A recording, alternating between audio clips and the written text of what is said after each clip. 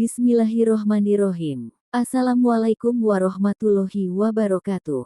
Syukur alhamdulillah kita dapat bersama kembali di channel Nur Hidayah. Semoga kita semua senantiasa ada dalam lindungannya, diberi kesehatan lahir dan batin, dimudahkan dalam setiap urusan dunia dan akhirat. Amin ya robbal alamin. Sebelum kita lanjut ke pembahasan, jangan lupa untuk like, share, dan subscribe channel ini, agar tidak ketinggalan pencerahan hati selanjutnya. Sahabat Nur Hidayah yang dirahmati Allah, bagaimana kabarnya hari ini? Semoga selalu dalam lindungan Allah, sehat jasmani dan rohani, serta diberi hati yang lapang dalam menghadapi setiap ujian hidup. Pernahkah sahabat merasa, kenapa aku yang harus sakit? Atas dosa apa aku menerima ini? Atau, sampai kapan Allah akan menyembuhkanku? Pertanyaan-pertanyaan seperti itu mungkin pernah muncul dalam benak kita.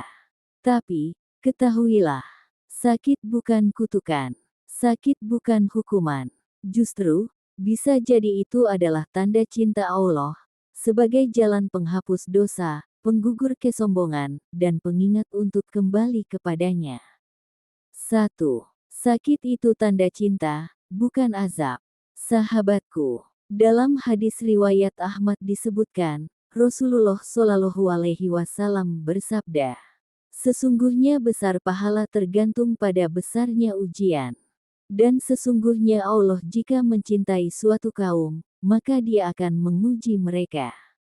H.R. Ahmad, Tirmidzi. Sakit yang datang, meski terasa berat, bisa jadi adalah sentuhan lembut dari Allah agar kita berhenti sejenak dari kesibukan dunia, dan mulai memeluk kembali keimanan yang mungkin mulai longgar.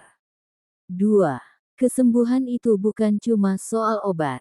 Banyak orang mengira, kesembuhan hanya datang dari obat, dokter, atau perawatan medis. Tapi sejatinya, kesembuhan adalah keputusan Allah. Obat hanyalah sebab. Dokter hanyalah perantara.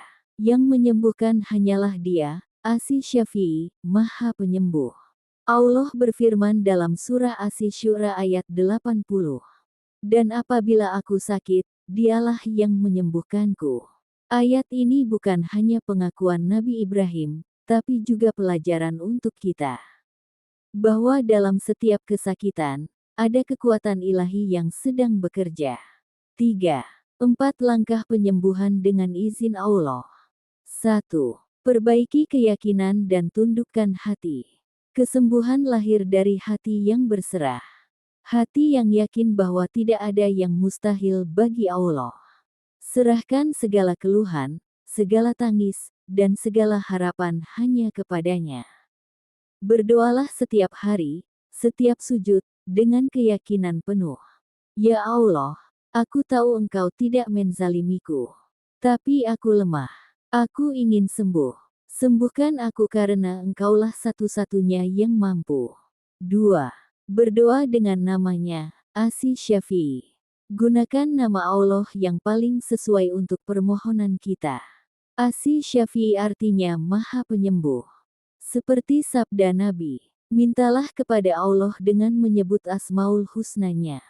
Ucapkan doa ini berulang kali, khususnya di waktu-waktu mustajab seperti sepertiga malam, saat hujan turun, atau antara azan dan iqomah.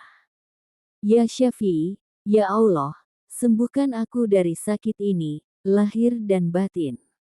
3. Perbanyak istighfar dan taubat nasuha. Bisa jadi penyakit datang karena dosa yang kita anggap kecil, tapi besar di sisi Allah. Istighfar bukan hanya membersihkan dosa, tapi juga membuka jalan kesembuhan. Allah berfirman dalam surah Hud ayat 3. Beristighfarlah kepada Tuhanmu dan bertaubatlah kepadanya, niscaya Dia akan memberikan kenikmatan yang baik kepadamu sampai waktu yang telah ditentukan. 4. Sedekah yang mengangkat musibah. Sedekah adalah obat mujarab yang sering diremehkan. Dalam hadits disebutkan, obatilah orang-orang yang sakit di antara kalian dengan sedekah. H.R. Baihaqi. Sedekah mengalirkan energi kebaikan yang bisa melembutkan takdir. Tak perlu besar, tapi ikhlas. Sedekah untuk yatim, masjid, air bersih, atau membantu saudara yang kekurangan, semua bisa menjadi sebab turunnya rahmat dan kesembuhan. 4. Penyembuhan jiwa mendahului penyembuhan raga. Sahabatku, ada yang sembuh secara medis, tapi tetap gelisah. Ada yang fisiknya sehat, tapi jiwanya rusak. Karena itu, kesembuhan sejati bukan hanya pada tubuh, tapi juga hati. Lepaskan dendam, maafkan yang menyakiti, jauhkan iri, kurangi keluhan, dan perbanyak syukur. Sakit yang diiringi syukur akan terasa ringan. Sakit yang disambut sabar, akan berubah menjadi berkah. 5.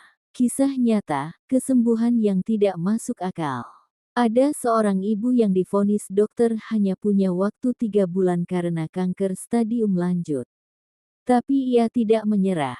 Ia memperbaiki salatnya, banyak sedekah, rajin baca Al-Quran, dan terus berdoa dengan menyebut nama Asy Syafi'i. Tahun demi tahun berlalu, tubuhnya semakin kuat. Hingga kini, sudah lebih dari 10 tahun sejak vonis itu, ia masih hidup sehat dan bisa beraktivitas. Bukan karena hebatnya obat, tapi karena besarnya kuasa Allah yang menembus batas logika manusia. Sahabat yang sedang diuji dengan sakit, jangan menyerah, jangan putus asa, teruslah berdoa, teruslah berikhtiar, teruslah berharap. Karena kesembuhanmu bisa jadi sedang dalam perjalanan, menembus langit doa dan jatuh tepat saat Allah tahu kau benar-benar siap. Allah tidak pernah menunda, kecuali untuk memberi yang terbaik. Semoga Allah sembuhkan siapapun yang mendengar video ini. Semoga hati yang lelah dikuatkan, tubuh yang sakit disembuhkan, dan jiwa yang patah dipulihkan.